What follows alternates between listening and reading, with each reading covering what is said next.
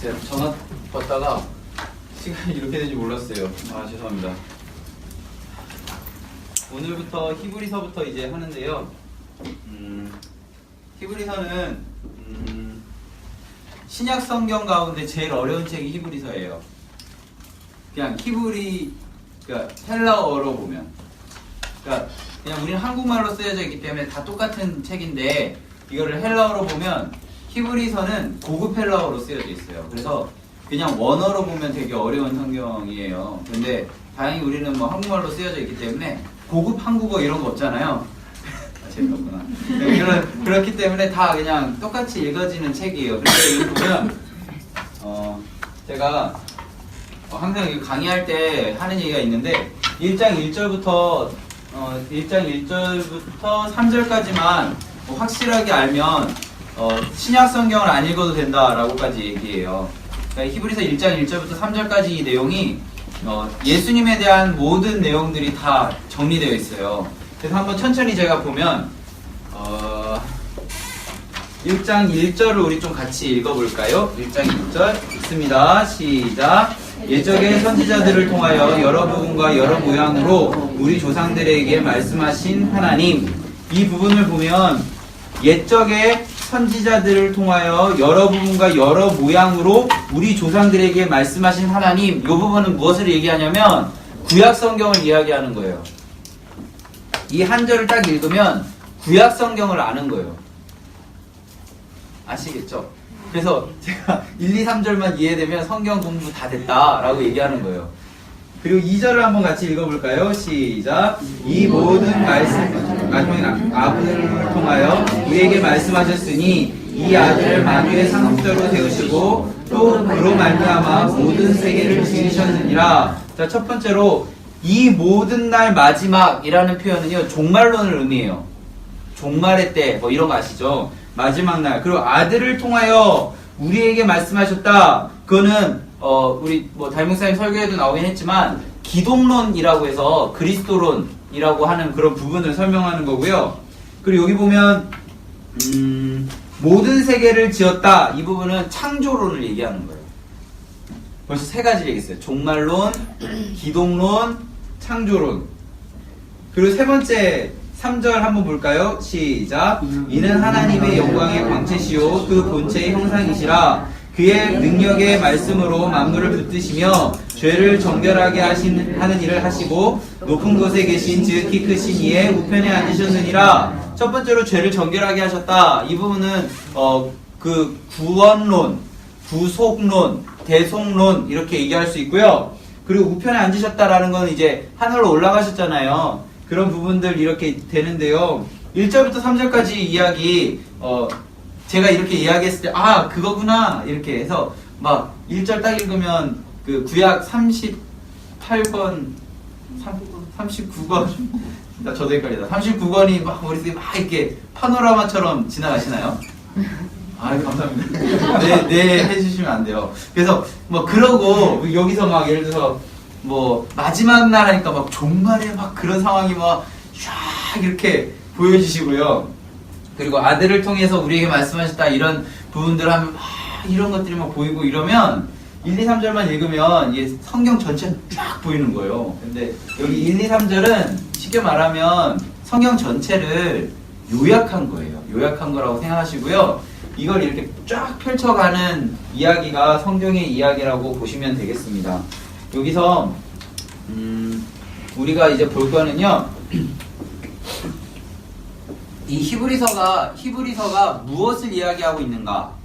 사실은 1, 2, 3절의 이야기를 우리가 잘 이해하면 좋지만 사실은 우리의 뭐 여러 가지 상황들로 인해서 이걸 이해하는 사람은 사실 극히 소수입니다. 왜냐하면 이건 영적인 부분도 있기 때문에 이거를 100% 이해한다, 뭐 종말의 때를 100% 이해한다, 이런 거는 조금 사실 저는 잘 모르겠어요. 그 100%라는 말을 쓰긴 조금 힘든 부분들이기 때문에 히브리서는 이제 무엇을 이야기하는가가 포인트예요. 무엇을 이야기하냐면요, 예수 그리스도를 이야기합니다. 예수 그리스도가 누구냐? 왜 이걸 썼냐면 신약 성경 전체의 배경을 보면 돼요. 신약 성경 전체의 배경은 이 당시가 그 기억하실 거라고 생각하는데요. 로마 식민지 사회였어요. 그래서 로마 식민지 사회에 있는 그리스도인들이 이 그리스도교, 그 예수를 믿는 이 이야기 자체를 지켜가는 게 쉽지 않았거든요. 그러면 이들이 바라보는 신이라고 할 수 있는 예수 그리스도, 참 인간이며 참 하나님인 존재에 대해서 믿게 하는 게 포인트거든요. 그래서 히브리서의 내용을 처음부터 끝까지 보면 두 단락으로 나눌 수 있어요. 첫 번째 부분은 무엇보다 더 큰 예수님, 무엇보다 더 큰 예수님, 그러니까 비교를 하는 거예요. 그 당시에 그 헬라 문학에 가장 그 자주 쓰이는 게 그 비교급, 영어 비교급 있잖아요. 그래서 뭐뭐보다 더 큰 예수님, 이렇게 얘기해요. 첫 번째가 1장에서 나오는 천사예요. 천사보다 더 큰 예수님. 그리고 두 번째로요, 3장에서 얘기하는데 모세보다 더 큰 예수님.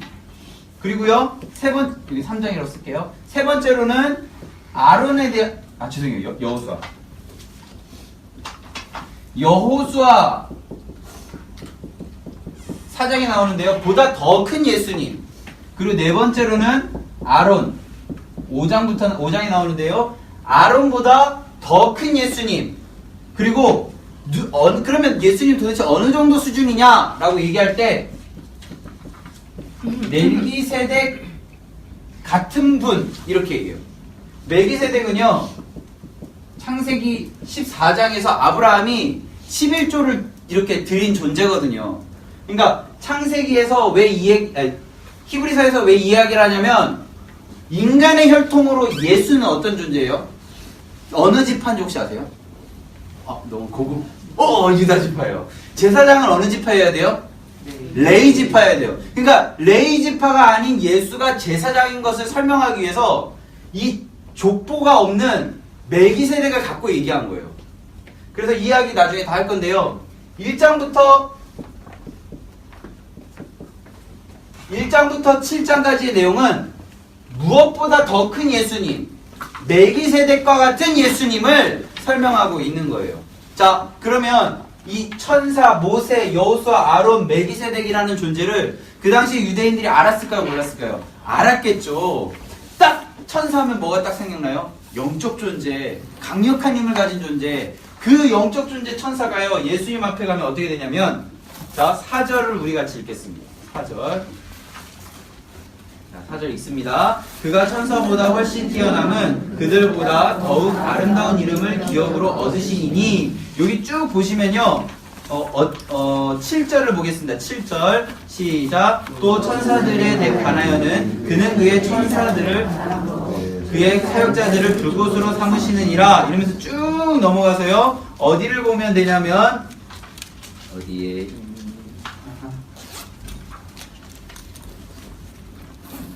14절 읽겠습니다.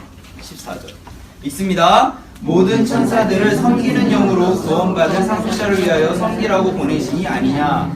천사는 그럼 예수에 대해서 어떤 영이에요? 섬기는 영이에요. 섬기는 영.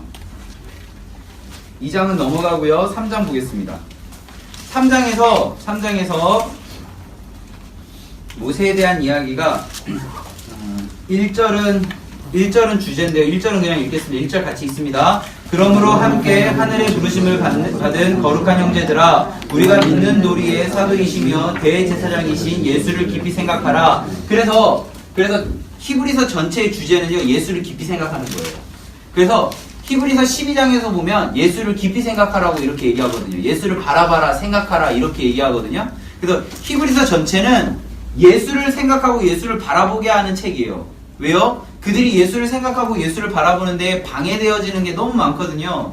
그래서 천사보다 더 큰 예수를 바라봐라. 자, 그 다음에 3절 읽겠습니다. 3절.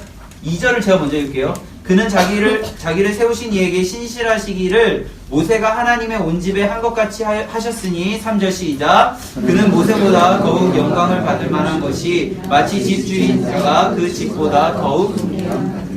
자, 여기 보면 모세가 더욱 영광을 받을 만한 것이 마치 집 지은 자가 그 집보다 더욱 존귀함 같으니라 라고 얘기했잖아요. 그러면 여기 보면 그는 누구예요? 그는 여기서 말하는 그는 예수님이겠죠. 지금 내용 자체가 예수님에 대한 이야기니까 그럼 예수 그리스도는 모세보다 더욱 영광을 받을 만한 것 같이 것이 마치 집 지은 자가 그 집보다 더욱 존귀함을 받았다. 그럼 뭐예요? 예수 그리스도가 모세를 지은 존재다? 아니다? 지은 존재라는 거죠. 쉽게 말하면. 그러니까 창조 이 1장에서 말하는 모든 세계를 지은 존재로 예수를 설명하고 있잖아요. 그 3장에서는 모세가 너희들의 민족의 지도자로 너희들의 뭔가 엄청난 걸 주고 있는데 그걸 지은 존재가 바로 예수 그리스도다라는 것을 설명하고 있는 거예요.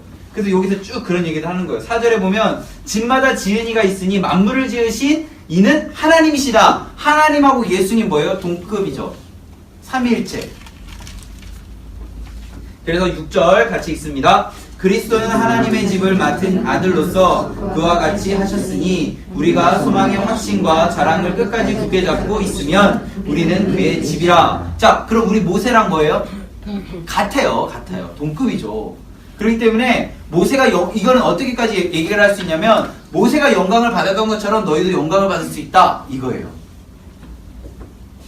자, 그러면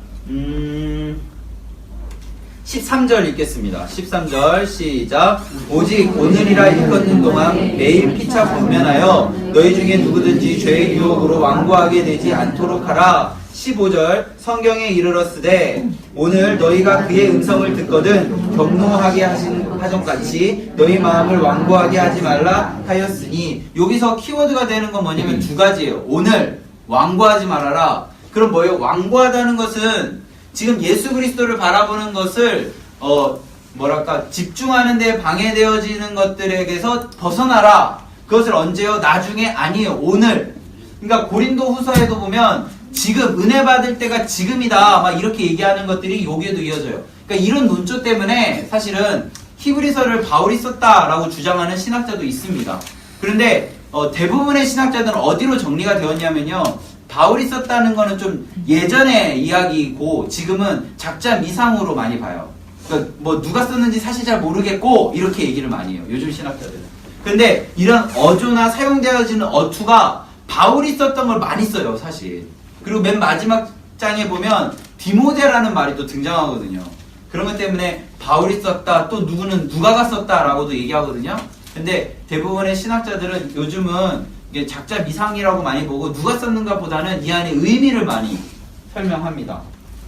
자, 이야기들은요. 18절에 보면 또 누구든지 또 하나님이 누구에게 맹세하사 그의 안식에 들어오지 못하리라 하셨느냐 곧 순종하지 아니하던 자에게 하면서 무슨 주제를 가지고 얘기해요? 안식의 주제를 가지고 얘기하죠. 안식하면 떠오르는 이스라엘의 지도자 누구예요? 여호수아죠. 여호수아가 약속의 땅 가나안으로 들어가게 해서 그들을 안식을 주잖아요. 자, 그 얘기가 이제 4장이 쭉 나오는데요. 4장에 보면 8절 4장 8절 읽겠습니다. 시작. 여호수아가 그들에게 안식을 주었더라면 그 후에 다른 날을 말씀하지 아니하였습니다.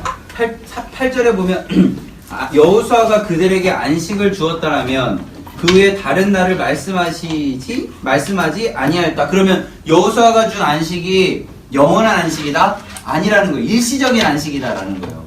이 말의 의미는.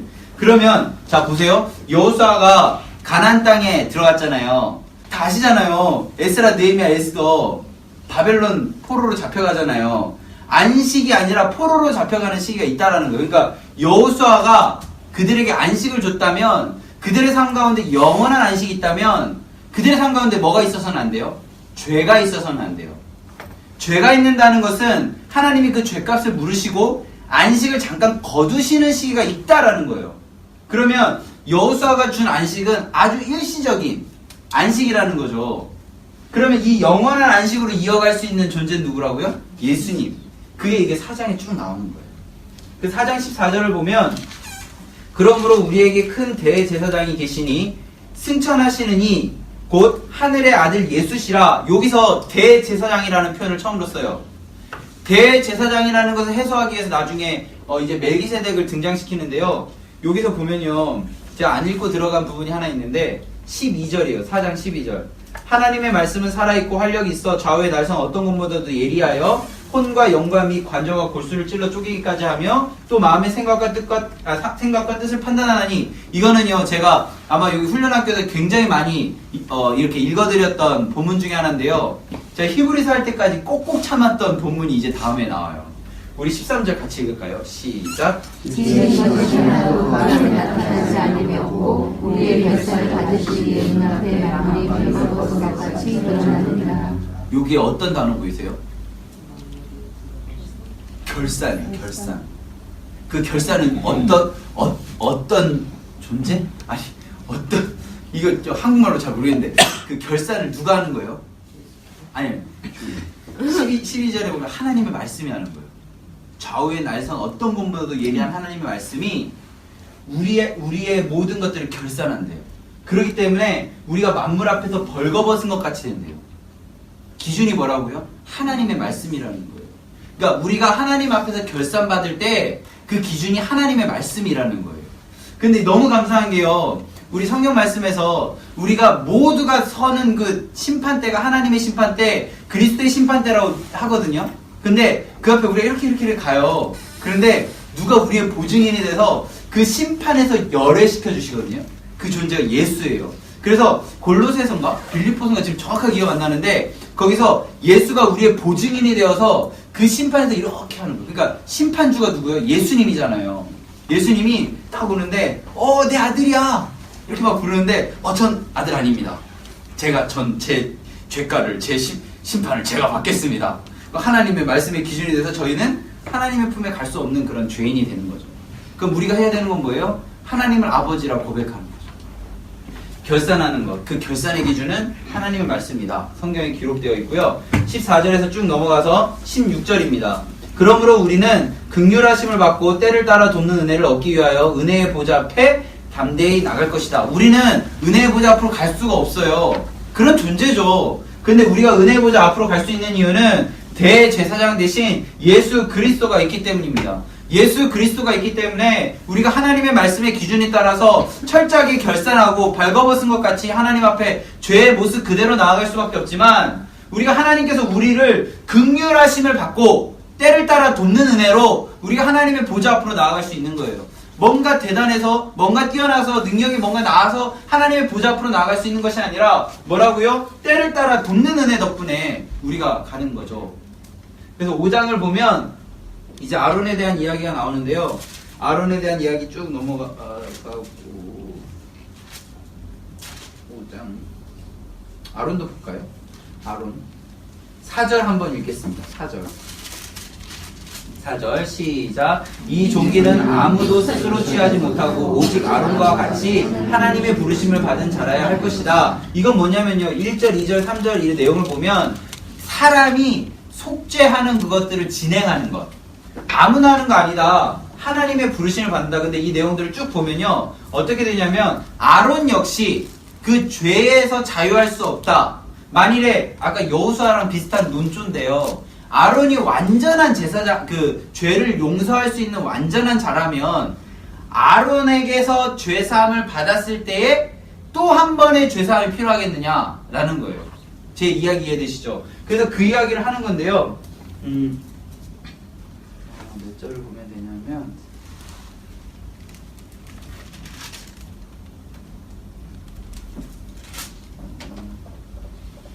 잠시만요. 제가 한 절만 딱 보면 되는데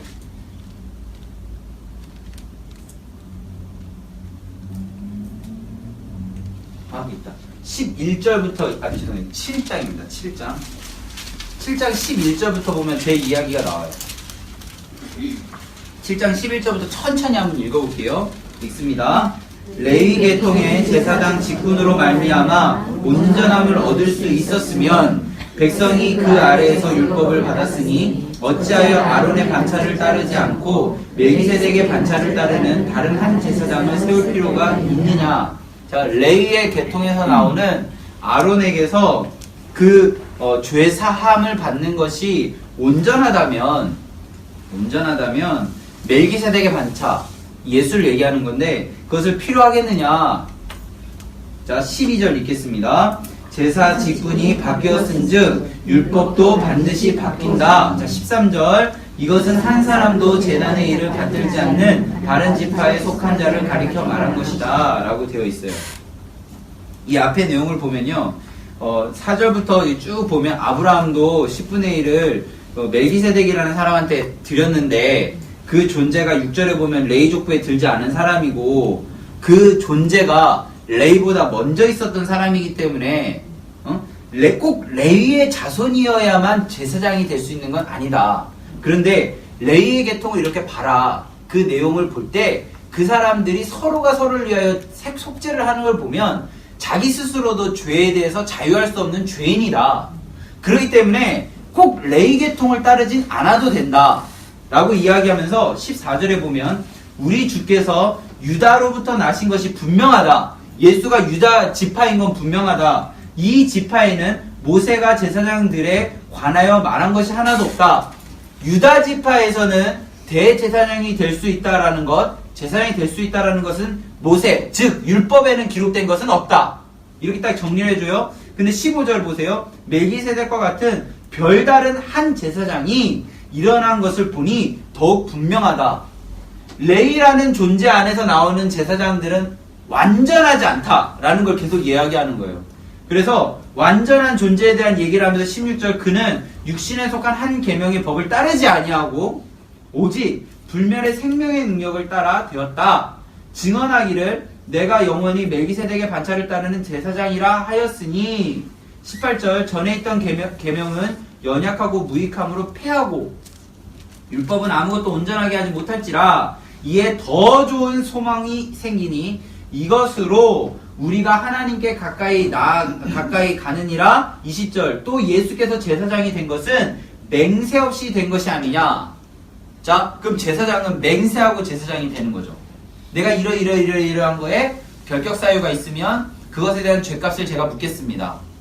근데 예수는 그런 맹세가 필요 없는 완전한 존재. 그러면서 22절 이와 같이 예수는 더 좋은 언약의 보증이 된다 라고 표현하고 있는 거예요. 그래서 이제 그냥 제가 이런 얘기들을 할 때 성경에서 우리가 기억해야 되는 한 가지는 뭔가 이렇게 레위의 계통에서 나오는 대제사장 이것이 나쁜 것이 아니라 인간의 이 사고 안에서 뭔가 틀 안에서 잘 정돈되어졌는데 이 흐름도 예수가 볼 때는 불완전함의 요소라는 거죠. 그러면 완전한 요소는 예수다. 그러면 지금 여기에 포인트가 뭔지를 봐야 돼요. 이 유대인들, 유대인 그리스도인들, 어쨌든 예수를 구주로 믿고 나아가는 이들에게 하나님 틀렸다라고 얘기하는 사람들이 있는 것이 아니라 범신론, 로마 사람들이 뭐라고 얘기하냐면 우리도 예수를 인정하겠다. 너희도 우리 신을 인정해라. 이렇게 다 인정해라 라고 이야기하는 거잖아요. 그렇기 때문에 더 큰 존재를 얘기하는 거예요. 그래서 계속 천사, 모세, 여호수아, 아론 그 당시에 어마어마하게 정말 위대하다고 생각하는 영웅과 같은 존재들의 장점, 아니 특징들을 하나씩 얘기하면서 이 존재도보다 더 큰 예수다. 그러니까 너희들이 생각하는 그런 로마의 신들이 아니라 예수만 바라보고 가는 것도 너희들에게 가치가 있다라는 것을 계속 얘기하는 거예요. 왜 이런 얘기들을 하냐면요. 6장에 나와 있어요. 6장 6절에 보면 나오는데요.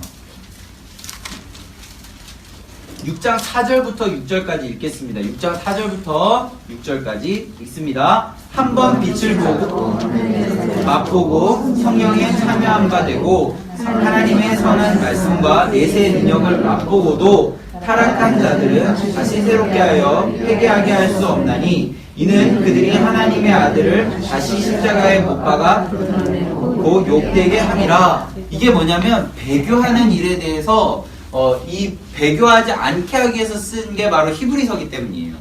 자, 히브리서에 배교한 사람들이 뭐예요? 예수보다 그 당시에 권력 앞에 무릎 꿇어버린 거거든요. 그러니까 예수가 그 모든 것보다 뛰어난 존재라는 것을 히브리서가 증명하는 거예요. 그런데 이렇게 더 큰 예수의 그 참맛을 맛보고도 세상의 권력에 무릎 꿇어버린 그들은 4절에 보면 다시 회개하고 돌아와도 받아들일 수 없다. 왜냐하면 예수를 다시 십자가에 못 박은 거랑 동일하기 때문이다 라고 얘기하는 거예요. 그래서 4절, 5절, 6절 이 이야기들 때문에 1장부터 7장까지의 이야기를 다시 쓴 거죠. 그러면 저한테 제가 이 히브리서 이거 얘기할 때마다 쉬는 시간 되면 꼭 3분 정도가 오세요. 잠깐 교회 쉬는 분들 그런 거 있잖아요. 잠깐 교회 잠깐 안 나가 그런 거가 아니에요.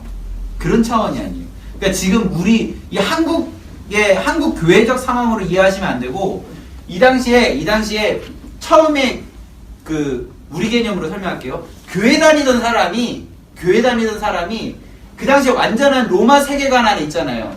절대적인 최고 권위에 있는 로마 세계라는 인간의 개념 안에 있는 것에 굴복해 버렸을 때를 얘기하는 거예요. 그게 그거 아니에요? 그게 아니에요. 그게 아니에요. 이 당시에 로마의 이 개념으로 배교를 한다는 것은요, 완전히 정체성 자체를 바꿔버리는 거예요.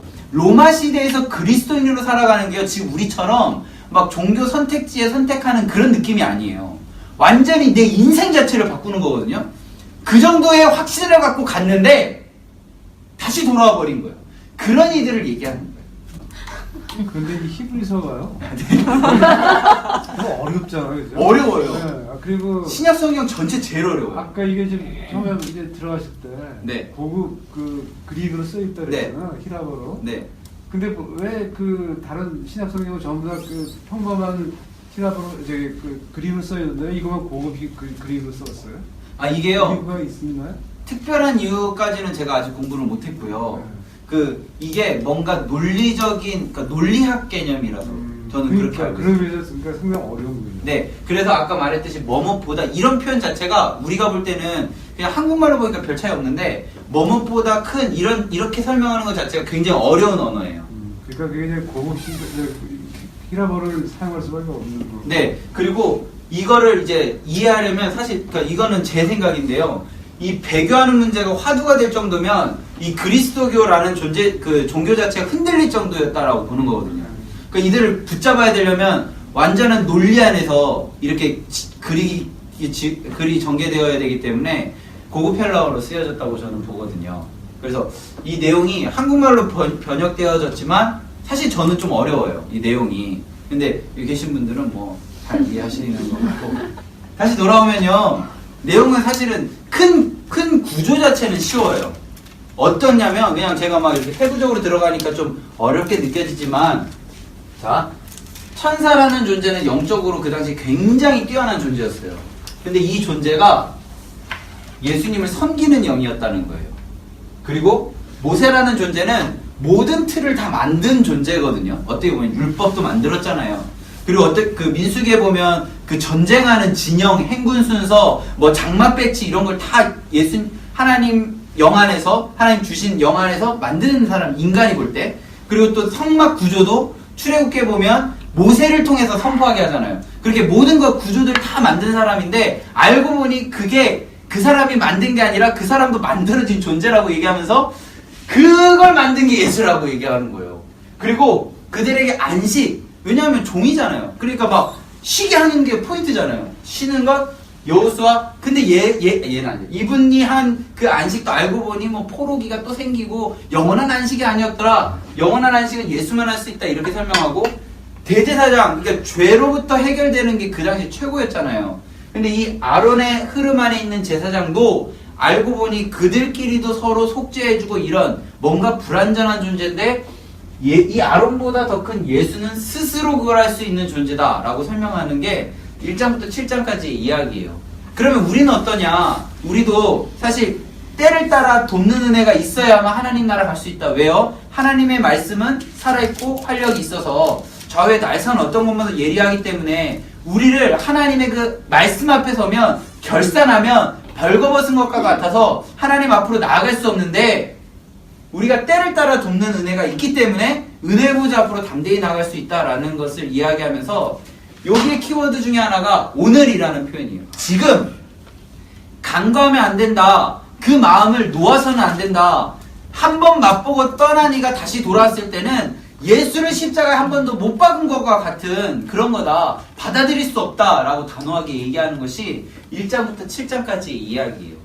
그 히브리서를 천천히 한번 읽어보면 굉장히 사실 재밌고 의미 있고요. 조금 한 문장을 가지고도 깊이 묵상할 수 있는 그런 굉장히 좋은 책이에요. 그런데 히브리서를 읽으면 진도가 좀 안 나가거든요. 근데 재밌어요. 저도 이 히브리서를 한 학기를 배웠는데 교수님이 분명 3강인가? 요번에 제가 노트를 다시 봤는데 3강인가 4강까지를 하셨는데 아직도 2장이었어요. 나중에 뭐 진도에 쫓겨서 막 나중에 엄청 빨리 가셨는데 한 절 한 절이 다 의미가 있는 굉장히 재밌고 좋은 책이기 때문에요. 자, 여기서 제가 지나가면서 또 놓쳤을 수도 있기 때문에 다시 말씀드리면 히브리서의 주제는 무엇이다? 예수를 생각하라라는 거예요. 예수를 생각해라. 자, 8장으로 가겠습니다. 지금 7장까지는 잘 이해되신 거죠? 아닌가요? 자, 8장으로 갈게요. 8장 1절 보겠습니다. 8장 1절 있습니다. 지금 우리가 하는 말의 요점은 이러한 제사장이 우리에게 있다는 것이라. 그는 하늘에서 지극히 크신 이의 보좌 우편에 앉으셨다. 지금 이렇게 얘기하는 요점은 뭐예요? 지금 우리 가운데 어떤 분이 계셔요? 대제사장. 대제사장이 누구예요? 예수 그리스도가 계시다는 거예요. 우리에게 지금 내가 얘기하는 1장부터 7장까지 이야기의 요점은 이런 분이 지금 우리 가운데 계신데 라는 거예요.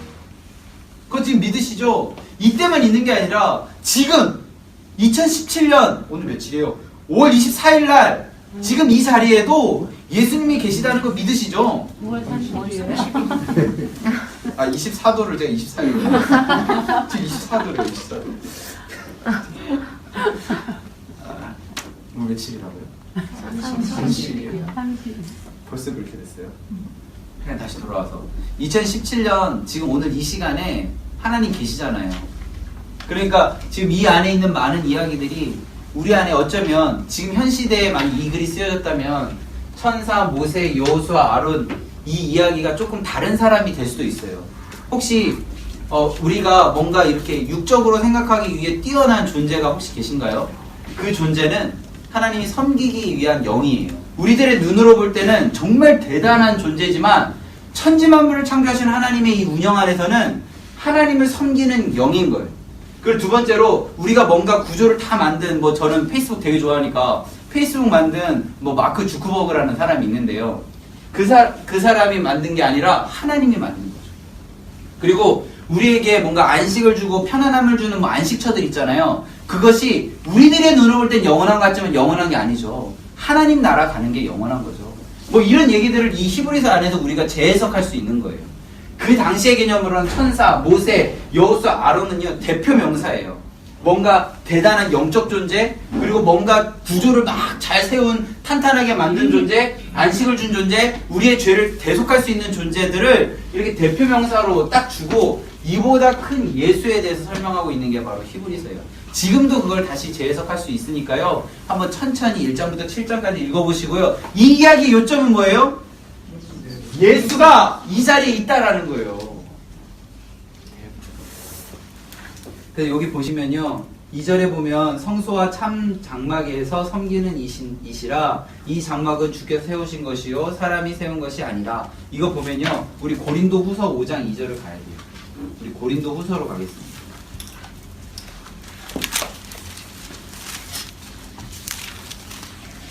(1절) (2절을) 읽을게요. 고린도 후서 5장 1절 2절. 1절을 먼저 읽겠습니다. 만일 땅에 있는 우리의 장막집이 무너지면 하늘에서 지으신 집 곧 손으로 지은 것이 아니요 하늘에 있는 영원한 집이 우리에게 있는 줄 아느니라. 2절. 참으로 우리가 여기 있어 탄식하며 하늘로부터 오는 우리 처소로 덧있기를 간절히 사모하노라. 자, 이 사실을 그리스도인들은 알죠. 그런데 이 사실이 그리스도인이 아닌 사람에게도 사실인가요? 아닌가요? 사실이죠. 우리가 살고 있는 곳에 영원히 살 수 있지 않다라고 우리 생각하고 있잖아요. 그런데 교회를 다니지 않는 사람도 그 집에 영원히 살 수 있나요? 없잖아요. 이거는 진리예요. 진리. 우리는요 끝을 알고 달려가는 존재들이에요. 세상 사람들은요 끝을 모르고 달려가기 때문에 그가 항상 힘을 써야 되는 거예요. 항상 열심히 해야 되는 거예요. 항상 몸에 힘이 들어간 거예요. 항상 바쁜 거예요. 그래서 쉴 수가 없어요. 그리스도를 아는 자만 쉴 수 있는 거예요. 그게 참복이죠. 여호수아는요 그들에게 안식을 줄 수 없었어요. 그런데 예수는 안식을 줄 수 있었죠. 예수를 아는 존재는요 안식을 경험하게 되는 거예요. 안식은 뭐예요? 참심이에요. 안식, 주일날 하루 교회 오는 게 안식이 아니에요. 하나님 앞에 달려갈 수 있는 게 안식이에요. 근데 우리 갈 수 있어요? 못 가죠. 하나님 말씀 앞에 우리는 민낯이 드러나는데, 근데 우리가 갈 수 있는 이유가 뭐예요? 때를 따라 돕는 은혜가 있기 때문에. 그걸 지금 얘기하잖아요. 지금 우리가 무엇을 이야기하고 있어요? 이 말의 요점은 뭐예요? 지금 이 자리에 예수님이 계시다는 거예요. 와, 진짜 다음에 설교할 때 써먹어야지. 정말 멋있지 않아요? 다 필요 없어요. 다 필요 없어요. 지금 이 자리에 예수가 계시다는 것만 우리가 믿는다면 우리들을 불안하게 하는 모든 요소들, 그런 것들이 하나님에게 이렇게 맡길 수 있는 거예요. 성경에 나와 있잖아요. 내 짐을 맡기라, 내 염려를 맡기라, 내 행사를 맡기라, 너의 길을 맡기라. 누구한테? 여호와 앞에. 그럴 수 있는 이유가 뭐예요? 이런 존재들보다 뛰어난 예수를 믿기 때문이에요. 그 예수가 지금 이 자리에 있기 때문이에요. 그걸 우리가 믿느냐는 거예요. 아는 것과 믿는 건 다른 거예요. 아는 것과 믿는 건 다른 거예요. 그래서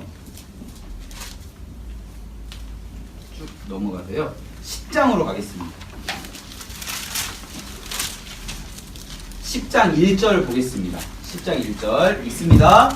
율법은 장차 올 좋은 일의 그림자일 뿐이요 참 형상이 아니므로 해마다 늘 드리는 각각의 제사는 나오는 것들은 언제나 온전하게 할 수 없느니라. 지금 드리는 예배가, 이 아론의 계열 안에서 드려지는 이 예배가 어떻다고요? 온전하게 할 수 있다? 없다는 거예요. 근데 그게 무의미하다? 그런 얘기는 아니에요, 사실은. 그런데 예수를 아느냐 모르느냐를 계속 얘기하는 거예요. 예수를 아느냐 모르느냐. 그래서 2절에 보면 그렇지 아니하면 섬기는 자들이 단번에 정결하게 되어 다시 죄를 깨닫는 일이 없느니라. 어찌 제사 드리는 일을 그치지 아니하였으리요. 3절 시작. 그러나 이 제사들에는 흠없는 죄를 기억하게 하는 것이 있나니 4절 이는 황소와 염소의 피가 우리 죄를 없이. 지금 제사에 드려지는 이 동물들의 피가 없이 할 수 있다 없다? 없다는 거예요. 그래서 저는요 그 구약 레위기에 보면 그 죄 지은 사람이 그 껍질을 벗기고 각을 뜨는 이 장면들 있잖아요. 그러면 그거를 경험한 사람은 다시 죄를 짓지 않게 되겠죠. 근데 죄를 지을 수도 있겠죠. 왜 죄를 짓지 않을 수도 있을까요?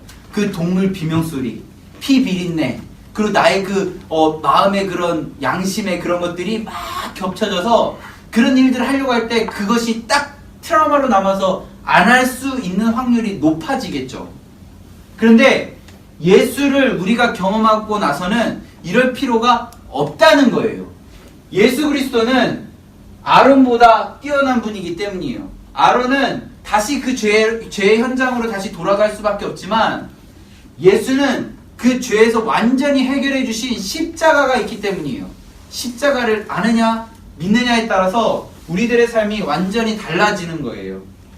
여기 보시면 12절 오직 그리스도는 죄를 위하여 한 영원한 제사를 드리시고 하나님 우편에 앉으사. 이 말은 뭐예요? 십자가의 고통을 겪으시고 십자가의 대속을 겪으시고 그걸로 끝난 것이 아니라 부활하셔서 하나님 우편에 앉아 계시다는 거예요.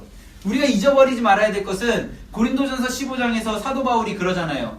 부활이 없었다면 내가 지금 전하는 것은 헛것이다. 내가 믿는 것은 헛것이다 라고 얘기하잖아요. 우리 십자가만 기억해서는 안 돼요. 부활하신 예수님이 지금 하나님 보좌 우편에 앉아 계시다는 그 사실을 우리는 기억해야 되는 거죠. 19절 읽겠습니다. 19절 시작. 그러므로 형제들아 우리가 예수의 피를 힘입어 성소에 들어갈 강력을 얻었나니. 22절 제가 읽을게요. 참마음과 온전한 믿음으로 하나님께 나아가자. 23절 또 약속하신 이는 믿으시니 우리가 믿는 도리의 소망을 움직이지 말며 굳게 잡자. 계속 반복적으로 얘기해요. 너희들의 외압, 너희들을 흔들어오는 여러 가지 상황들, 그런 상황에서 너희들 흔들리지 말고 예수를 생각해라. 예수를 바라봐라. 흔들리지 말아라. 믿는 도리를 지켜라. 이런 얘기들을 계속하는 이유, 지금 이 로마 식민지 사회라는 것들을 기억하셨으면 좋겠어요. 그래서 여기 보면 25절 읽겠습니다. 25절 시작.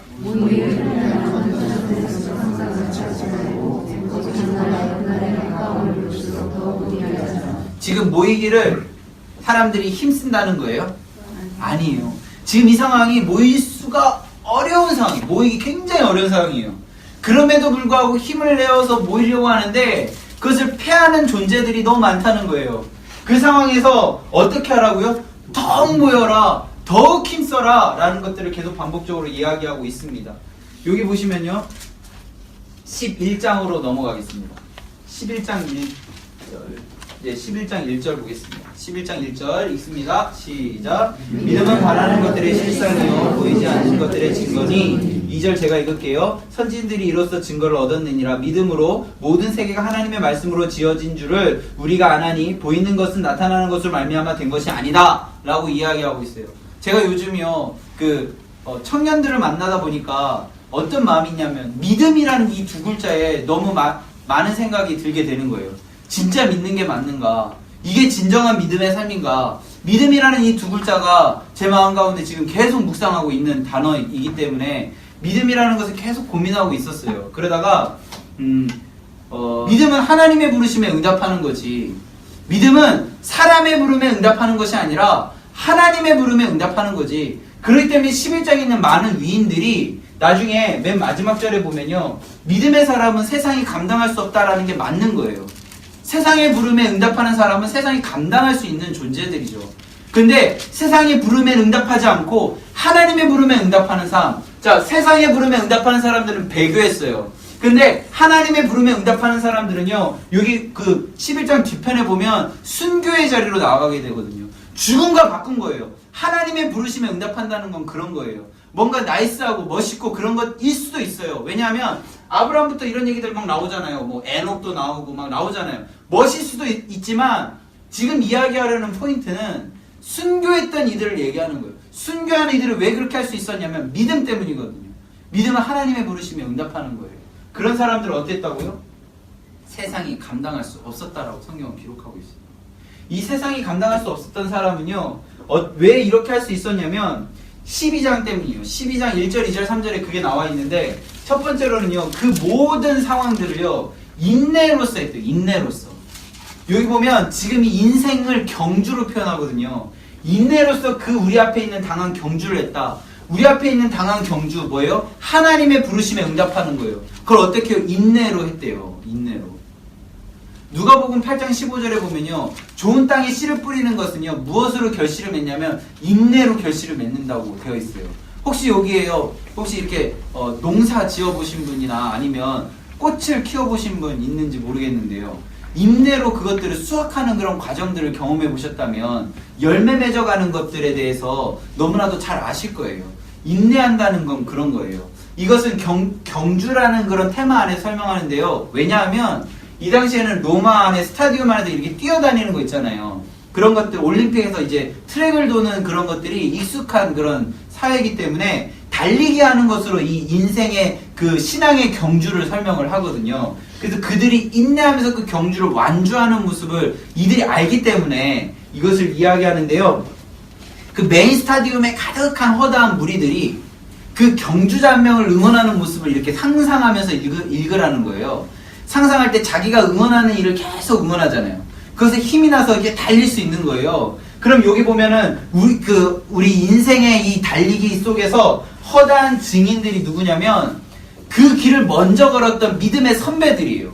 그러니까 하나님의 부르심 앞에서 순종하고 응답했던 믿음의 선배들이 허당한 증인이에요. 그럼 우리 믿음의 경주를 뛰는 우리를 응원할까요? 응원하지 않을까요? 당연히 응원하겠죠. 제가 그때 설교에서도 얘기했는데요. 2002년 월드컵 때 우리가 4강 신화를 이루었던 건 물론 우리 안에 실력도 있었지만 압도적인 응원 때문에 우리가 그 4강 신화를 이룰 수 있었거든요. 절대적인 지지와 절대적인 응원이 지금 우리 경주 안에 있어요. 그렇기 때문에 우리는 승리할 수밖에 없어요. 근데 우리가 그걸 못 보는 거예요. 아니면 우리가 그 트랙 위에 올라가는 것을 두려워하는 거죠. 근데 그 두려워할 때에요. 우리가 할 수 있는 건 먼저 끝점을 보고 있다라는 것. 2절에 나와요. 믿음의 주요 또 온전하게 하시는 이인 예수를 바라보자. 그는 그 앞에 있는 기쁨을 위하여 십자가를 참으사 부끄러움을 개의치 아니하시더니 하나님 보좌 우편에 앉으셨느니라. 지금 끝에 있는 예수를 바라보고 달려간다면 경주를 완주할 수 있고요. 3절에 보면 너희가 피곤하여 낙심하지 않기 위하여 죄인들이 이같이 자기에게 거역한 일을 참으신 일을 생각하라. 자, 달릴 때에 어떻게 달려야 될지 모르면 예수가 어떻게 달리셨는지 생각하라는 거예요. 그 경주를 완주하신 예수가 어떻게 달리셨는지, 어떻게 그것들을 이겨내셨는지 보라는 거죠. 25절 보겠습니다. 25절 우리 같이 읽을까요? 시작. 너희는 삼가 말씀하신 일을 거역하지 말라. 땅에서 경고하신 일을 거역한 그들이 피하지 못하겠거든. 하물며 하늘로부터 경고하신 일을 배반하는 우리일까 보냐. 결국 말씀을 어떻게 해요? 지켜라. 아니 말씀을 붙들어라. 말씀을 따라라. 이런 이야기들이 성경 곳곳에 이렇게 계속 나와요. 28절에 보면 그러므로 우리가 흔들리지 않는 나라를 받았은즉 은혜를 받자. 이로 말미암아 경건함과 두려움으로 하나님을 기쁘시게 섬길지라. 우리 하나님은 소멸하는 분이심이라 라고 되어 있어요. 그래서 믿음을 지켜가는 사람들은 13장 보세요. 제일 처음 뭐라고 얘기하냐면 형제 사랑하기를 계속하고 손님 대접하기를 잊지 말라. 이로써 부지 중에 천사를 대접한 이가 있다. 여기 보면 제일 먼저 하는 게 형제 사랑하기예요. 이들은 하나님을 사랑해요. 그죠? 그래서 이웃도 사랑하라는 예수님의 큰 계명, 그 이야기를 다시 이야기하고 있습니다. 계속 보면요. 마지막으로 한 절만 보고 오늘 히브리서는 맞춰야 될 것 같은데요. 15절 보겠습니다. 15절, 13장 15절 우리 같이 읽을까요? 그러므로 우리는 예수로 말미암아 항상 찬송의 제사를 하나님께 드리자. 이는 그 이름을 증언하는 입술의 열매니라. 그래서 이들에게 이야기하는 건 뭐냐면 예수를 생각해라. 예수를 생각해라. 예수를 깊이 생각해라. 그리고 결국에는 어떻게 해요? 예배하라는 거예요. 예배하라. 모이기를 힘써라. 히브리서는 1장부터 13장까지 이런 맥락 안에서 천천히 한번 읽어보시고요. 히브리서는 의미 있고 제가 느낄 때는 신약 성경 전체에서 참 좋은 책, 다 좋은 책인데요. 예수를 좀 잘 묵상하기에 좋은 책이라고 생각되어지기 때문에요. 다른 바울 서신들은 어떤 목적성에 집중하기 때문에 그 목적성을 읽어내는 게 포인트라면 히브리서는 예수님을 좀 깊이 묵상할 수가 있어요. 그래서 저는 히브리서 참 좋은 책이라고 생각하고요.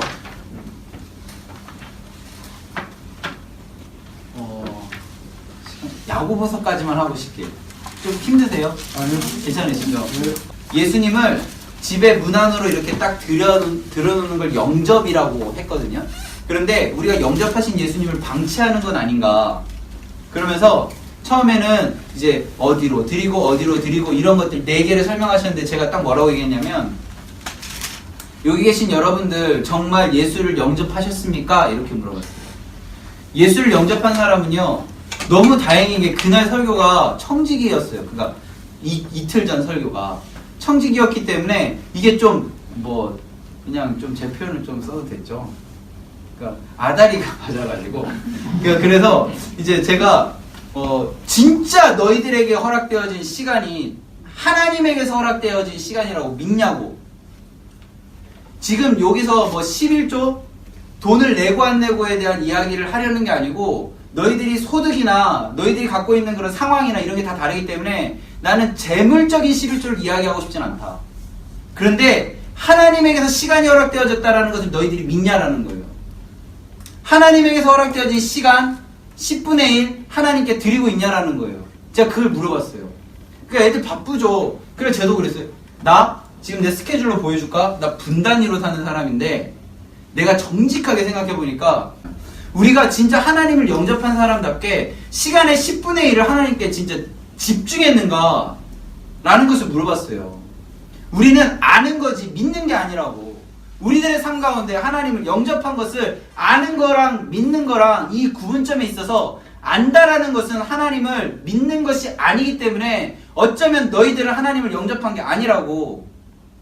그런데 나도 그 범주 안에서 만약 그걸 정죄하는 입장이라면 나도 그 안에 들어갈 수 없다고. 그래서 우리 한번 이제 수련회 저희 6월 마지막 주에 가거든요. 그때까지 한번 되든 안 되든 10분의 1을 하나님께 집중하는 시간을 하루에 한 번, 하루에 제가 또 우리 수학과 전공한 애들 있잖아요. 그런 애들한테 물어봤어요. 24시간을 10분의 1 하면 몇 시간이냐고. 처음에 2.4시간이라고 얘기를 해주더라고요. 그 정도는 내가 계산하는데 2시간 24분이라고 얘기를 해주더라고요. 그럼 우리 애누리에서 2시간으로 가자. 그래서 2시간씩 한번 해보자. 그런데 아마 처음엔 안 될 거다. 너희들이 하고 있는 것 중에 하나를 잠깐 포기하면 그 자리에 예수님의 자리로 만들 수 있는데 우리는 그 두 개를 다 잡으려고 하기 때문에 예수님 만들 수 없다고. 여기 계신 분들이요, 하나님 다 알죠. 다 알아요. 어떻게 하면 하나님 섬길 수 있는 것, 하나님 깊이 묵상할 수 있는 것, 어떻게 하면 예배 드리는 것 다 알죠. 우린 다 알아요. 다 아는데 그것을 우리는 하지 않아요. 그것을 죄라고 야고보서에서 얘기하고 있어요. 우리 같이 읽겠습니다. 그 얘기하려고 제가 무려 5분 동안 자, 야고보서에서 말하는 죄 2장 26절부터 보겠습니다. 2장 26절 우리 같이 읽겠습니다. 2장 26절 시작. 영혼 없는 몸이 죽은 것 같이 행함이 없는 믿음은 죽은 것이다 라고 되어 있죠. 자, 여기 보시면요, 4장 17절 그러므로 사람이 선을 행할 줄 알고도 행하지 않으면 죄다. 자, 2장 26절 행함 없는 몸이 죽은 것 같이 영혼 없는 몸이 죽은 것 같이 행함 없는 믿음은 죽은 것이다. 그리고 17절 그러므로 사람이 선을 행할 줄 알고도 행하지 않으면 죄다. 아는데 행하지 않으면 죄예요. 아는 것과 믿는 건 다른 거예요. 믿는 것은 뭐라고요? 하나님의 부르심에 응답하는 거예요. 하나님의 부르심, 하나님에서 아는 건 그렇게 행해야 돼요. 자, 야고보서는 어떤 책이냐면요, 1장에 보면 나오는데 하나님과 주 예수 그리스도의 종 야고보는 흩어져 있는 12지파에게 문안한다. 이 야고보서 자체는요, 구약 성경, 하나님의 말씀에 대해서 어느 정도 알고 있는 사람들에게 편지를 한 거예요. 율법에 있는 많은 이야기들을 알고 있는 사람들에게 편지한 거예요. 그냥 생짜배기들에게 한 것이 아니라 뭔가 좀 아는 사람들. 그렇기 때문에요, 이 사람이 딱 뭐라고 얘기하냐면요,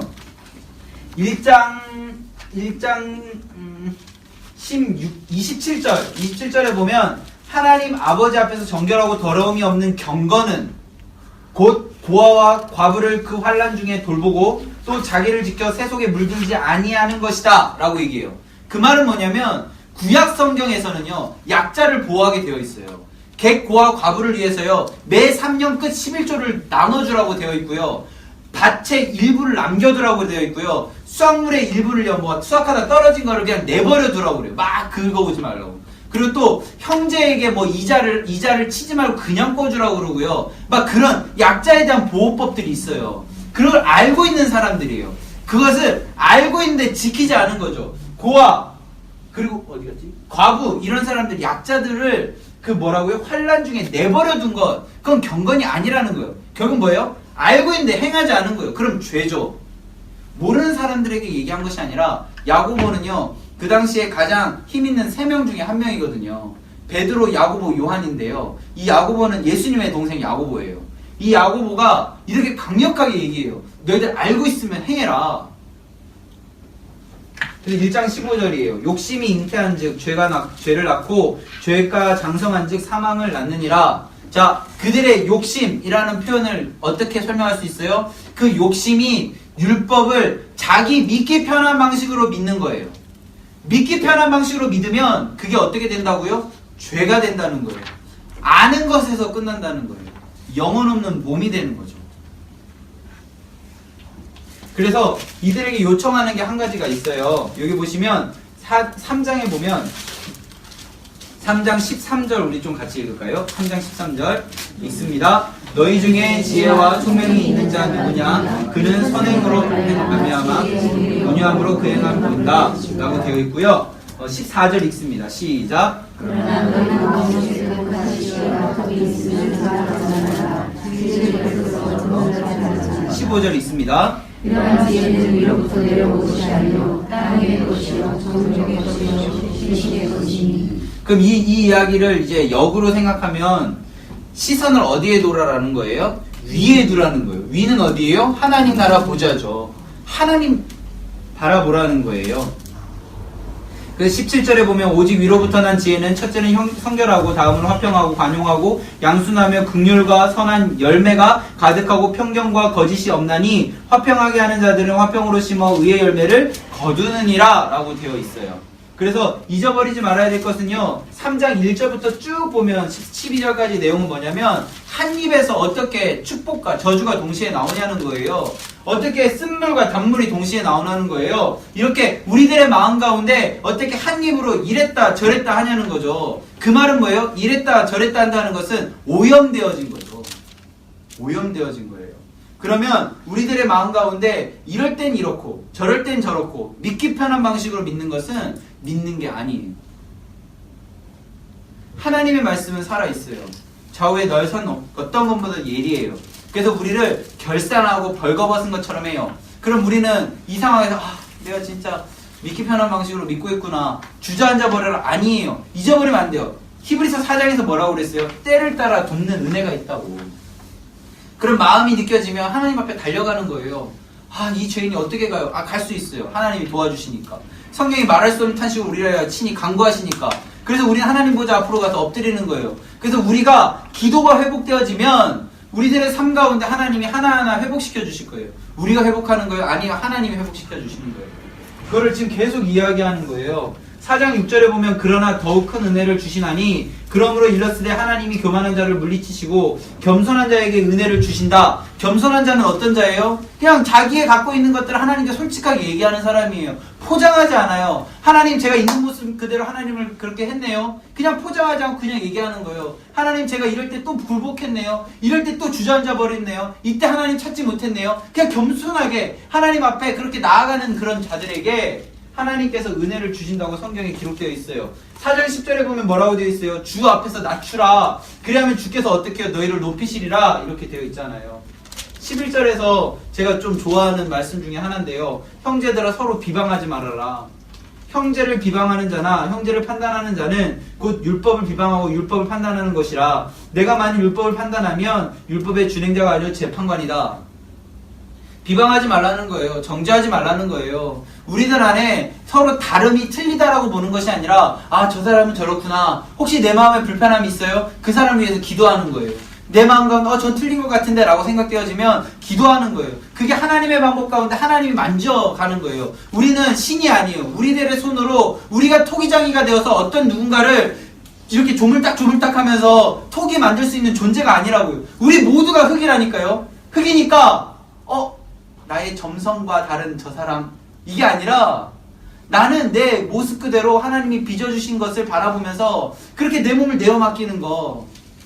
나도 내가 그릇이 어떤 그릇이 될지 모르는데 저 사람이 어떤 그릇이 될지 보고 있는 우리들의 모습이 있다니까요. 그래서 우리들이 토기장이가 되면 안 된다는 거예요. 하나님의 이름 가운데 난 흙이지, 나 흙이지, 내가 토기장이 아니지. 사실 저도요, 사실 가끔 막 이렇게 제 마음대로 막 이렇게 하고 싶은 마음이 있어요. 근데 이 11절 12절을 이렇게 제가 보면서 제 마음 좀 이렇게 추스리고 막 이러지만 사실 저도 뭐 실수하고 그렇게 많이 하죠. 제가 막 자주 보는 성경 중에 하나가 사실 야고보서예요. 야고보서. 좀 성경 안다고, 또 교회 좀 오래 다녔다고. 저 태어났을 때부터 다녔으니까 꽤 오래 다녔잖아요. 교회 좀 오래 다녔다고, 뭐 익숙하다고. 그래서 실수하는 게 너무 많은 거예요. 그래서 야고보서 말씀 저는 자주 읽어요. 그래서 5장에 보면 부한자에 대한 경고인데요. 이건 오해하시면 안 되는데 예수님의 제자들 부자들 싫어한다, 아니에요. 어떤 맥락에서 이렇게 얘기했는지 조금 느낌이 있으신 분도 있겠지만 그 부자에게 경고한 건 뭐냐면 어떤 부분이냐면 이 약자들을 돌보지 않은 그 마음들에 대한 경고예요. 율법에서 약자를 돌봐라, 약자를 보호해라, 이런 부분에 대해서 간과하고 있었던 것에 대한 경고지 부자 니네 다 망해라 이거 아니에요. 오해하시면 안 돼요. 또 우리 이것 때문에 마음 어려워하시는 분을 제가 만나서 꼭 이거 할 때 꼭 얘기해요. 예수님 부자를 싫어하지 않으세요. 모두 좋아. 삭개오 부자잖아요. 삭개오 부자였다는 사실. 충격적인 사실인가요? 자, 이제 우리 7절부터 쭉 보겠습니다. 7절부터 보면요, 인내에 대한 이야기가 또 한 번 더 나오는데요. 11절에 보면 욥의 인내에 대한 이야기도 하고, 여기 보면 쭉 나오는데요. 17절에 보면 엘리야에 대한 이야기도 나오는데 우리가 같이 읽으면 좋은 부분들 같이 읽겠습니다. 13절 읽을게요. 읽습니다. 시작. 너희 중에 고난하는 자가 있느냐? 그는 기도할 것이요 즐거워하는 자가 있느냐? 그는 찬송할 것이니라. 14절 너희 중에 병든 자가 있느냐? 그는 교회의 장로들을 청할 것이요 그들은 주의 이름으로 기도를 따르며 그를 위하여 기도할지니라. 여기서 말하는 장로는요, 우리 개념으로 하면 그 지금 교회의 어른 그리고 뭐 목회자를 의미하는 거예요. 물론 장로님들도 포함되고 안수 집사님들도 포함돼요. 그러니까 신앙에 연륜이 많은 이들 아시겠죠? 그리고 두 번째로는 목회자를 의미해요.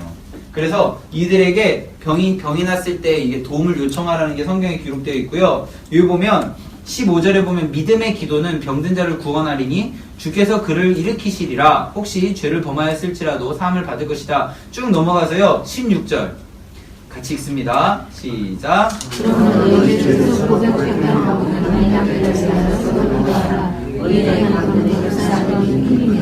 자, 병을 낫게 하여 기도하라. 또 물론 맞지만 병을 낫게 하여 기도하기 직전에 우린 뭐를 얘기하라고 하냐면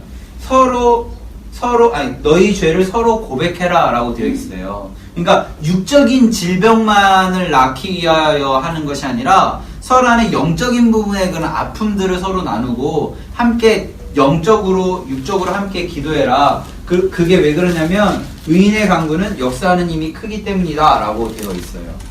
그래서 17절에 왜 엘리야를 가지고 얘기했냐면 그 당시 하나님께서 그 당시에 있는 북이스라엘을 이렇게 죄에 대한 것을 묻기 위해서 가뭄을 주셨거든요. 그것에서 이제 엘리야가 기도해서 이제 비가 다시 내리는 그런 장면들이 나옵니다. 자, 20절 우리 같이 읽고 잠깐 쉬겠습니다. 20절 시작. 너희가 알 것은 죄인을 미혹된 길에서 돌아오는 분명자가 그의 영혼을 사망에서 구원할 것이며 허다한 죄를 덮을 것이냐. 자, 베드로전서부터 하겠습니다.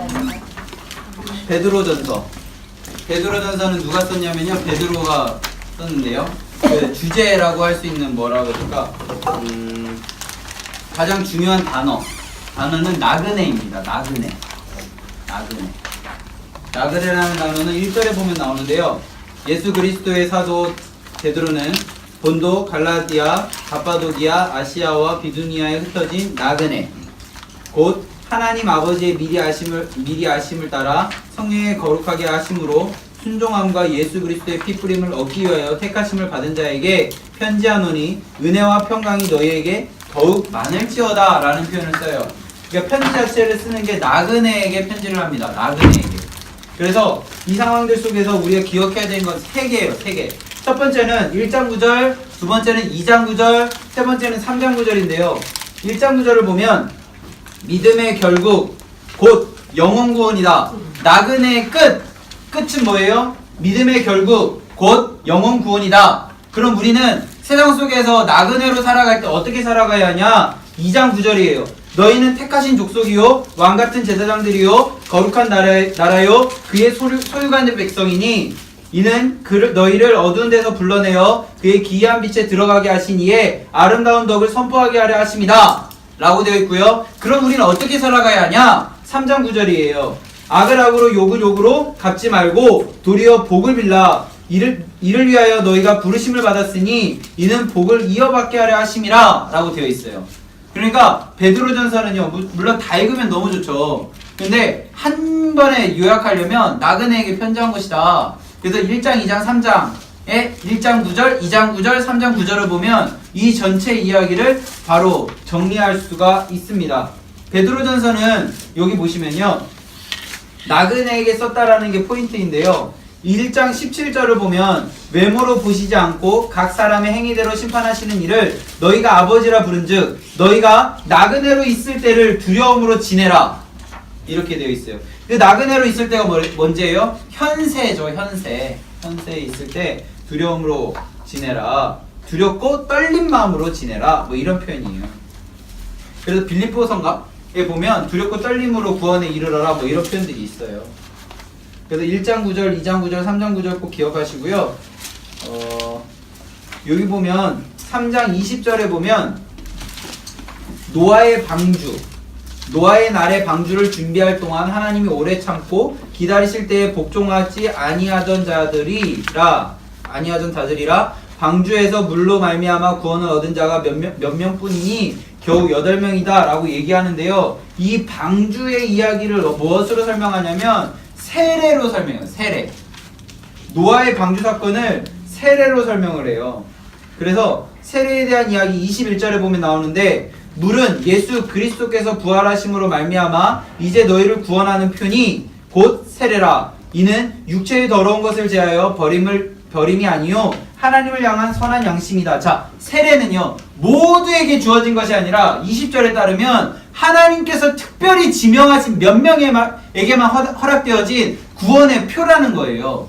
그래서 세례에 대해서 서신서에 있는 내용을 다 제가 지금 정리해서 알려드리면, 먼저 로마서 6장에 보면 세례는 예수로 죽고 예수로 사는 것이라고 얘기하고 있어요. 그리고 갈라디아서는요 죄의 옷을 벗어버리고 의의 옷을 입는 거라고 설명하고요, 골로새서는 죄로 살아갔던 우리들의 몸을 장사 지내는 것으로 설명하고 있고, 고린도 전서에서는 홍해를 건너는 것, 죄인으로 있다가 자유인으로 넘어가는 것으로 설명하고 있어요. 마지막 베드로 전서에서는 노아의 방주에 몇 명만 구원받았다는 것을 기억해라. 죄에 완전히 쓸어버릴 수밖에 없는 상황 속에서도 하나님께서 구원하셨던 그 표, 그것을 세례로 설명을 하고 있다는 사실을 우리는 기억해야 됩니다. 그리고 베드로전서에 보면 4장을 보겠습니다. 4장 7절. 4장 7절 같이 읽겠습니다. 시작. 만물의 마지막이 가까이 왔으니 이러므로 너희는 정신을 차리고 근신하여 기도하라. 자, 마지막 때라는 거예요. 종말의 때가 가까이 왔으니 정신을 차리고 근신하여 기도하라 라고 되어 있고요. 두 번째로 어떻게 하라고 그랬냐면 8절 읽습니다.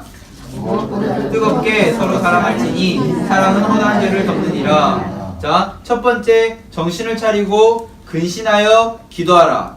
두 번째 서로 사랑해라. 세 번째 10절입니다. 시작. 각각 은사를 받은 대로 하나님이 여러가지 은혜를 받은 선한 청지 같이 서로 봉사하라. 첫 번째 정신을 차리고 근신하여 기도하라. 두 번째 서로 사랑하라. 세 번째 서로 봉사하라. 이렇게 되어 있어요. 11절. 만일 누가 말하려면 하나님의 말씀을 하는 것 같이 하고 누가 봉사하려면 하나님이 공급하신 힘으로 하는 것 같이 해라. 내 힘으로 하는 것처럼 하지 말아라. 내가 말하는 것처럼 하지 말아라. 하나님이 말씀하시는 것처럼, 하나님이 공급하신 힘으로 하는 것처럼 해라 라고 되어 있습니다. 자, 5장 쭉 넘어가세요. 5장 8절 보겠습니다. 5장 8절 시작. 근신하라 깨어라.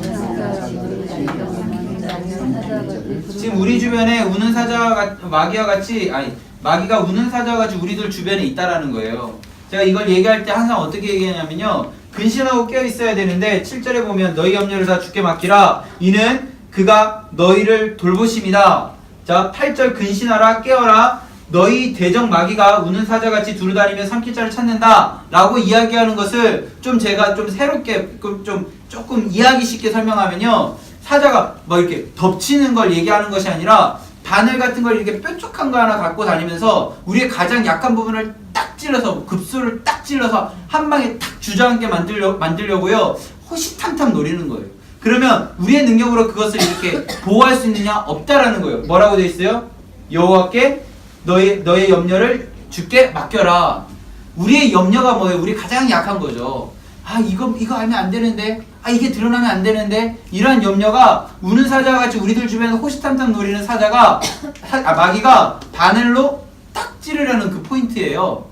그래서 여호와 하나님께 돌보심을 받아라. 9절에 보면 너희는 믿음을 굳건하게 하여 그를 대적하라. 이는 세상에 있는 너희 형제들도 동일한 고난을 당한 줄 압니다 라고 되어 있습니다. 쭉 넘어가세요. 14절에 보면 이거 안 하겠습니다. 그래서 쭉 넘어가서 13절에 나오는 궁금해 하시니까 설명을 드릴 건데요. 택하심을 함께 받은 바벨론에 있는 교회. 여기서 말하는 바벨론이라는 표현은요, 로마예요. 로마. 나중에 요한계시록 갔을 때도 나오는데요. 모든 여기 신약성경 뒤쪽에 나오는 바벨론은 로마를 상징해요. 로마를 상징하는 표현입니다. 베드로후서 가겠습니다. 베드로후서는요, 베드로의 유언입니다. 베드로의 유언. 이 베드로의 유언이라는 것을 어떻게 1장 13절 때문에 알 수 있어요. 1장 13절. 1장 13절 읽습니다. 내가 이 장막에 있을 동안에 너희를 일깨워 생각함이 옳은 줄 여기노니 14절 이는 우리 주 예수 그리스도께서 내가 지시한 것 같이 나도 너희 장막을 벗어날 것이 임박한 줄 압니다. 장막, 아까 고린도 후서에서 말했던 그 장막, 이 세상에서 사는 그 모습을 얘기하는 거잖아요. 이 장막에서 벗어날 것이 임박하였다. 내가 곧 이제 죽는다 라고 얘기하면서 베드로가 이야기하는 것은 무엇이냐면 3장 8절 9절입니다. 3장 8절 9절. 뭐 많은 이야기를 했는데 3장 8절과 9절을 먼저 보도록 하겠습니다. 3장 8절 9절 있습니다. 사랑하는 자들아 주께는 하루가 천년 같고 천년이 하루 같다는 이 한 가지를 잊지 말라. 주의 약속은 어떤 이들이 더디다고 생각하는 것 같이 더딘 것이 아니라 오직 주께서는 너희를 대하여 오래 참으사 아무도 멸망하지 아니하고 다 회개하기를 이르기를 원한다. 지금 주의 날은 하루가 천년 같고 천년이 하루 같다는 이 한 가지를 잊지 말라고 얘기하면서 사람들이 곧 예수님 오신다고 했는데 왜 안 오시냐고, 왜 더디냐고 하는 이 이야기 속에서 예수님께서, 하나님께서 그들을 사랑하셔서 모두가 하나님 앞으로 올 때까지 기다리고 계시다고. 그런데 이게 그냥 오는 것이 아니라, 자 10절 봅니다. 10절 시작. 그러나 주의 날이 도둑같이 오리니 그날에는 하늘의 큰 소리가 떠나가고 물질이 뜨거운 불에 풀어지고 땅과 그 중에 있는 모든 일이 드러난다. 자, 주의 날은 도적과 같이 온다. 곧 온다. 순간 온다. 그런데 모른다. 언제 올지 모른다. 그런 마음으로 살아가라. 이 이야기가 베드로 후서에 이야기하는 가장 중심되어지는 이야기예요. 그럼 우리는 어떤 마음으로 살아가야 하냐면요. 5절입니다. 1장 5절. 죄송해요. 1장 5절. 1장 5절.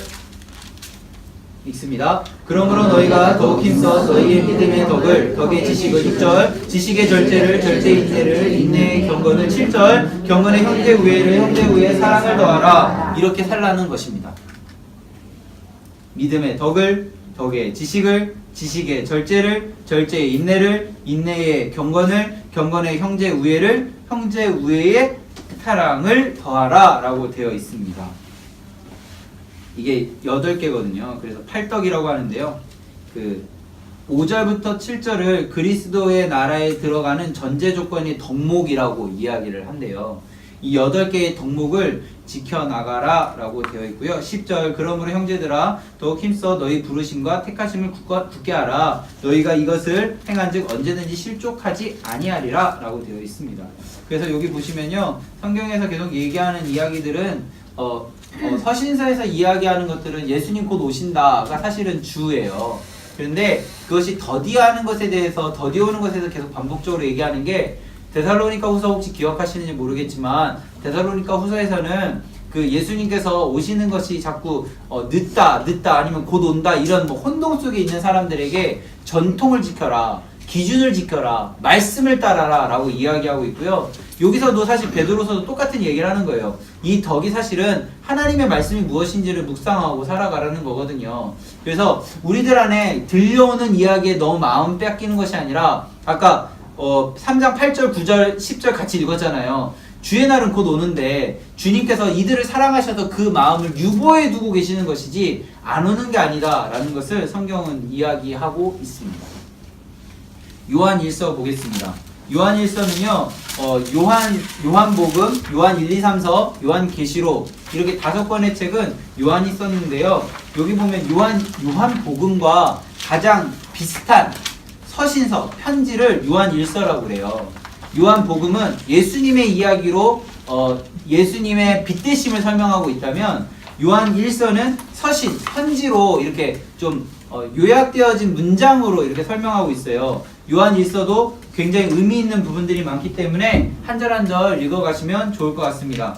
몇 절만 이제 우리 같이 추려서 읽어보겠는데요. 1장 1절을 보겠습니다. 1장 1절부터 쭉 보겠습니다. 1장 1절부터 4절까지 보겠습니다. 읽습니다. 태초부터 있는 생명의 말씀에 관하여는 우리가 들은 바요, 본 바요, 자세히 보고 우리 스스로 만진 바라. 이 생명이 나타나신 바 되니라. 이 영원한 생명은 우리가 보았고 증언하여 너희에게 전하노니 이는 아버지와 함께 계시다가 우리에게 나타나신 바 되시니라. 우리가 보고 들은 바를 너희에게 전함은 너희로 우리와 상임이 있게 하려 하니 우리의 상임은 아버지와 그의 아들 예수 그리스도와 더불어 기쁨이라. 우리가 이것을 쓰면 우리의 기쁨이 충만하게 하려 합니다.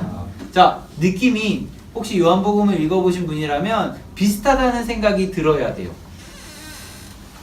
안 드시다면 죄송하고요. 이게 들어야 돼요. 그러니까 요한이 쓴 느낌인데 요한복음은 예수님의 이야기를 가지고 설명하고 있고요. 요한일서는 이 내용을 좀 정리된 문장으로 쓰고 있는 거예요. 그래서 요한복음과 요한일서는 굉장히 비슷합니다. 이 내용은 1장하고 굉장히 비슷해요. 그리고 여기 또 아까 20장에 보면 요한복음 20장에 보면 내가 이거 쓴 이유를 설명하잖아요. 믿게 하기 위한 것이다. 그것처럼 요한일서도 내가 이걸 쓴 이유를 딱 설명해요. 우리의 기쁨이 충만하게 하려 합니다. 그러면 그리스도인들이 믿은 그리스도인들이 이 글을 보면서 신앙을 더 견고하게 하기 위함이다 라고 이야기할 수 있겠죠. 여기 보면 요한복음에서 예수님께서 그 음행 중에 잡힌 여인 요한복음 8장에 보면 나오는데 그 다음에 8장 12절에서 뭐라고 얘기하냐면 나는 세상의 빛이다 딱 이렇게 얘기하거든요. 그 이야기가 여기 나와요. 1장 5절이에요. 같이 보겠습니다. 시작. 우리가 그에게서 듣고 너희에게 전한 소식은 이것이니 곧 하나님은 빛이시라. 그에게는 어둠이 조금도 없으시다는 것이다. 자, 요한복음은요 예수님의 육성 선포를 가지고 이걸 설명한다면 요한 1서는요 요한이 예수님의 걸 듣고 정리된 문장으로 이렇게 설명하고 있다라는 사실을 우리가 인식하면서 읽어가면 좋아요. 그래서 그런 내용들이 쭉 나오고요. 2장에 보면 2장 1절 읽겠습니다. 2장 1절 읽습니다. 나의 자녀들아 내가 이것을 너희에게 쓰면 너희로 죄를 범하지 않게 하려 함이라. 만일 누가 지혜를 범하여도 아버지 앞에서 우리에게 대언자가 있으니 곧 의로우신 예수 그리스도시다. 이런 식으로 예수님에 대한 이야기를 뭔가 믿는 이들에게 더 견고하게 하기 위해서 쓰여진 책이라는 사실을 우리는 그걸 인식하면서 읽어가야 된다는 거죠. 그런 식으로 이제 보시고요. 뭐 적그리스도에 대한 얘기들이 쭉 나오고 2장 16절 보겠습니다. 2장 16절 읽습니다. 이는 세상에 있는 모든 것이 육신의 정욕과 안목의 정욕과 이생의 자랑이니 다 아버지께로부터 온 것이 아니요 세상으로부터 온 것이다. 그래서 육신의 정욕, 안목의 정욕, 이생의 자랑은 하나님으로부터 온 것이 아니다. 세상으로부터 온 것이다. 그런 얘기들이 기록되어져 있습니다. 그래서 3장 넘어가고요. 4장에 보면 4장 10절 보겠습니다. 4장 10절 같이 읽겠습니다. 사랑은 여기 있으니 우리가 하나님을 사랑한 것이 아니요 하나님이 우리를 사랑하사 우리 죄를 사하기 위하여 화목제물로 그 아들을 보내셨음이라. 우리가 하나님을 사랑한 게 아니라 하나님은 우리를 사랑하셨대요. 그래서 아들 예수를 보내셨대요. 4장 16절 보겠습니다. 하나님이 우리를 사랑하시는 사랑을 우리가 알고 믿었노니 하나님은 사랑이시라. 사랑 안에 거하는 자는 하나님 안에 거하고 하나님도 그 안에 거하시느니라. 요한복음 15장에 보면 나의 안에 거하라 이런 표현들이 있잖아요. 그런 표현들이 요한복음은 육성선포, 요한일서는 그것이 정리되어진 문장. 그래서 요한복음과 요한일서를 연결해서 읽으면 좀 재밌어요. 왠지 재밌을 것 같지 않으세요? 그래서 다음 주에 우리 안 하잖아요. 현충일 날 어디 막 이렇게 더운데 다니지 마시고 요한복음 읽으신 다음에 요한일서 이렇게 읽으시면서 혹시 너무 더우시면 이렇게 교회 오시면 아마 많은 방들이 비어 있을 거예요. 그 에어컨 키신 다음에 이렇게 조용히 성경책 보시고 본당 가서 기도하시면 좋을 것 같아요. 그럼 이렇게 얘기하시면 전도사님도 오시니까 안 올 거예요. 저는 아들하고 저는 저 수족관 가기로 해가지고요. 그래서 지금 수족관 갈지 동물원 갈지 지금 고민 중이에요. 요즘 그거 있잖아요. 홈플러스 같은 데 가면 막 어항 같은 데서 이렇게 물고기 이거 잡아서 회 떠주는 그 물고기만 봐도 애기가 너무 좋아해가지고 좀 큰 물고기를 보러 좀 가야 될까요? 자, 이상한 소리 그만하고요. 빨리 이제 슬슬 가셔야 되는데. 자, 그래서 여기 보시면 아까 얘기했던 그런 포인트들 안에서 우리가 하나님을 사랑한 게 아니에요. 하나님이 우리를 사랑하신 거예요. 그런 얘기를 하고요. 4장 16절 읽었고 18절 읽겠습니다. 시작. 사랑 안에 두려움이 없고 온전한 사랑이 두려움을 내쫓나니 두려움에는 흠벌이 없습니다. 두려워하는 자는 사랑 안에 온전한 사랑이 여기서 말하는 사랑이 뭐예요?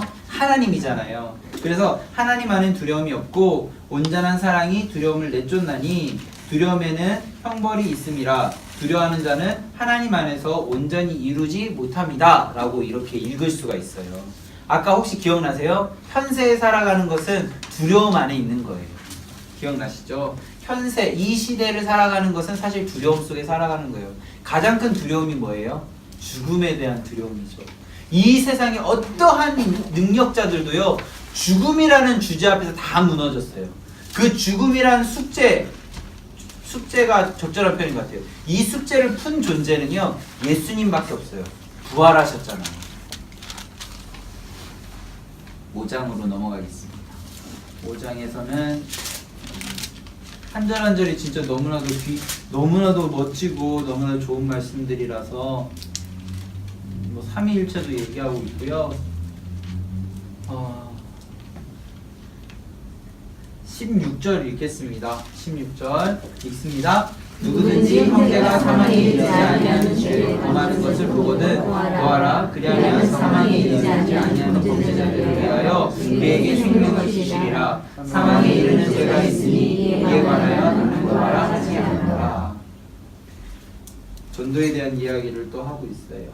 요한 2서를 보겠습니다. 요한 2서는요, 개인적으로 편지한 거예요. 장로인 나는 택하심을 받은 부녀와 그의 자녀에게 편지한다. 이런 식으로 개인적으로 편지하는데요. 그 개인적으로 편지하는 포인트는 진리 안에서 살아라. 그리고 저 거짓 교사에게 넘어가지 말아라. 이런 얘기들. 왜냐하면 그 시대 자체가 이단들이 너무 많았거든요. 이단들이 너무 많았기 때문에 거짓 교사. 그 거짓 교사에 대한 경고들이 베드로서, 요한2서, 유다서 이런 데에 나와요. 그래서 거짓 교사에 대한 이야기들 나오고 요한 3서는요. 역시 개인적으로 편지한 거예요. 가이오에게 편지를 하는데 9절에 보면 으뜸되기를 좋아하는 디오드레베를 맞이하지 말고, 그리고 12절 데메드리오 무사람에게도 진리에게도 증거를 받은 바 우리도 증언하노니 너는 우리의 증언이 참된 줄 안다 라고 해서 데메드리오를 이렇게 좀 잘 챙겨줘라 이런 얘기들이 나옵니다. 자, 우리 같이 볼 거는요 이제 유다서입니다. 유다서는 누가 썼냐면, 여기서 가룟 유다가 썼다라고 얘기하면 마음이 아픕니다. 가룟 유다는 아니고요. 그 유다예요, 유다. 유다, 이 유다는 누굴까요? 예수님. 네? 예수님. 네, 예수님의 동생 유다예요. 그래서 예수님의 동생 유다고요. 여기서 오해하시면 안 됩니다. 1절, 2절 쭉 넘어가서 거짓 교사에 대한 이야기들이 나오고요. 여기 이제 쭉 보시면 뭐 그런 얘기들이 나오는데요. 오해되어질 수 있는 부분은 없고, 네, 오해되어질 부분은 없고요. 거짓 교사에 대한 이야기들이 계속 반복적으로 나온다는 거. 그리고 뭐 11절에 보면 가인의 길, 발람의 어그러진 길, 고라의 패역한 패역, 뭐 이런 것들, 이 세 개가 거짓된 모습의 좀 대표적인 모습이에요. 가인이 아벨을 이제 죽였던 거, 그리고 삭슬 위하여 발람이 어그러진 거. 이건 민수기 22, 24장의 이야기인데요. 그것 때문에 25장에서 시띠무맹 사건이 이루어지고요. 고라 반역은 민수기 16장의 이야기예요. 그 아론과 모세의 지도권에 이 고라가 정면 도전하거든요. 그래서 그 이야기들인데요. 그 세 가지 이야기를 좀 대표적으로 이야기하고 있고요. 14절에 에녹에 대한 이야기도 나오고, 또 모세의 시체를 두고 9절에 보면 미가엘이 모세의 시체를 두고 마귀와 싸웠다. 이건 뭐냐면 모세의 시체가 어디 있는지 아는 사람은 하나도 없어요. 아무도 없기 때문에 이게 여기 나오고요. 쭉 보시면 되겠습니다.